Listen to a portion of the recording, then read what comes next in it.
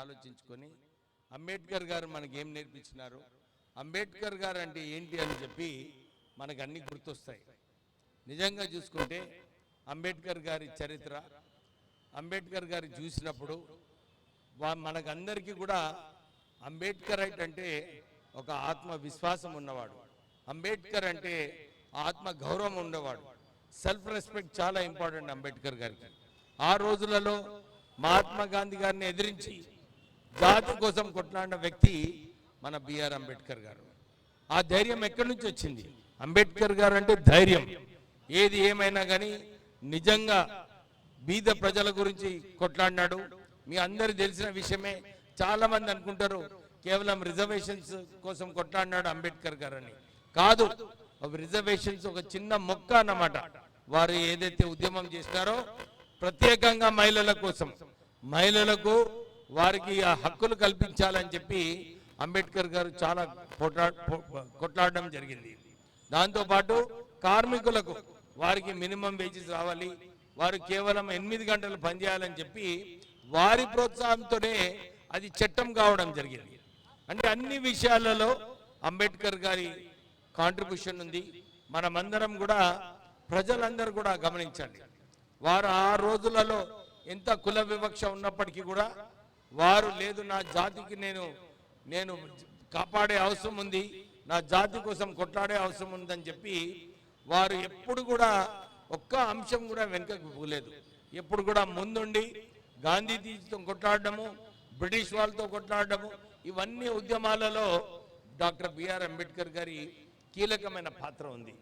మనమందరం కూడా వారు ఏదైతే ఆలోచన ఉందో, వారి ఆలోచన ఏముంది, మనమందరం మంచిగా చదువుకోవాలి, మనమందరం కూడా ఏ విషయంలో అన్యాయం జరిగితే మనమందరం కలిసి పోరాడాలని చెప్పి మన అంబేద్కర్ గారు మనకు ఆ సూచన ఇవ్వడం జరిగింది.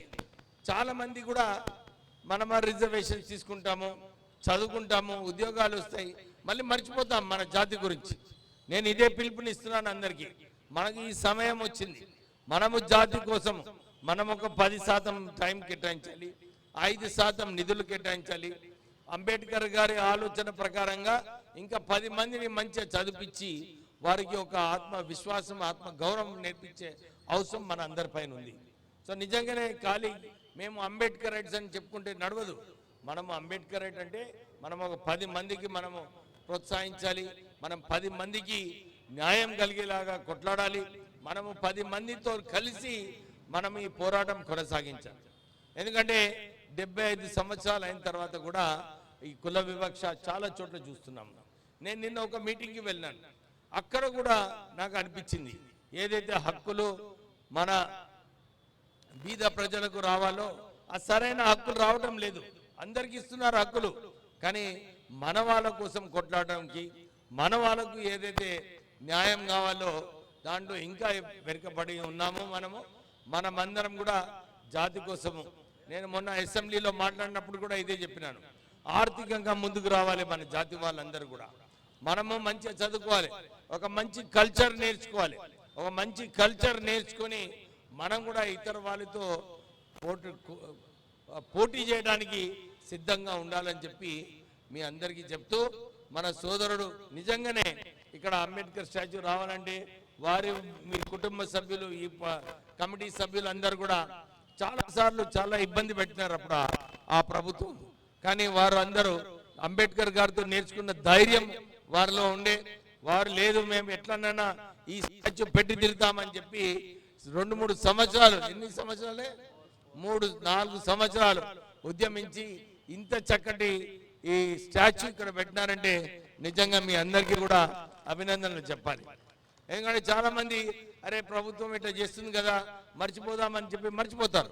కానీ వీళ్ళందరికీ కూడా ఏదైతే మనం అంబేద్కర్ గారు మనకు ఒక దారి చూపించినారో ఆ దారి ప్రకారంగా పోవాలని చెప్పి వాళ్ళు కొట్లాడినారు. అయితే అన్ని విషయాలలో కూడా ఇంట్లో ముసుగు కూర్చోవద్దు, అందరూ బయటికి రావాలని చెప్పి మీ అందరితో కోరుతూ, మళ్ళొకసారి అంబేద్కర్ అందరూ కూడా ఐక్యంగా ఉండాలి. ఐక్యంగా లేకుంటే మనం ఏ కూడా పోరాటం చేయలేము. మనం ఐక్యతోనే మనం పోరాడగలుగుతాము, ఐక్యంతోనే మనం ముందుకు పోవచ్చు అని చెప్పి మీ అందరు చెప్తూ, ఇంత చక్కటి కార్యక్రమం చేసినందుకు మీ అందరికీ నిజంగానే అభినందనలు చెప్తూ ముగిస్తున్నాను. జై భీమ్, జై భీమ్. అసలు నాకు ఈరోజు చాలా ఇంపార్టెంట్ ప్రోగ్రామ్స్ ఉండే, కానీ వారు